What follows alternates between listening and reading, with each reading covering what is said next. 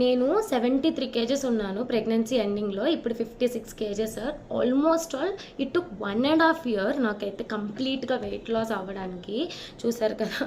So ఏంటంటే ఈ weight loss అనేది ఫాస్ట్గా క్విక్గా అయిపోయే ప్రాసెస్ అయితే కాదు. నిజంగా అలా క్విక్గా అయిపోతున్నా అదైతే హెల్దీ వెయిట్ లాస్ అయితే కాదు. మన మజిల్ ఫ్యాట్ కూడా లూజ్ అవ్వకుండా మన వెయిట్ లాస్ న్యాచురల్గా సప్లిమెంట్స్ తీసుకోకుండా బయట ఏది ఇంట్లోనే తగ్గచ్చు. లైక్ ఇంట్లో మనం తినే ఫుడ్తోనే తగ్గచ్చు.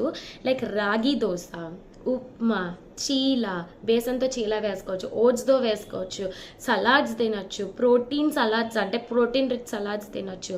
అలానే రైస్ మొత్తం కార్బ్స్ తగ్గించేస్తే ఇప్పటి వరకు మన బాడీ అంతా కార్బ్స్ మీద డిపెండ్ అయ్యి చాలామందికి ఉంటుంది. కొంతమంది బాడీ తీసుకోలేదు, ఆల్ ఆఫ్ సడన్ ఫుడ్ కంప్లీట్గా మార్చేస్తే. సో రైస్ క్వాంటిటీ తగ్గించాలి. ఇలాగా మనం మార్చుకుంటూ తింటే హెల్దీగా వెయిట్ లాస్ అవుతాం. But it takes time. ఖచ్చితంగా నా రెసిపీస్ అన్నీ పోస్ట్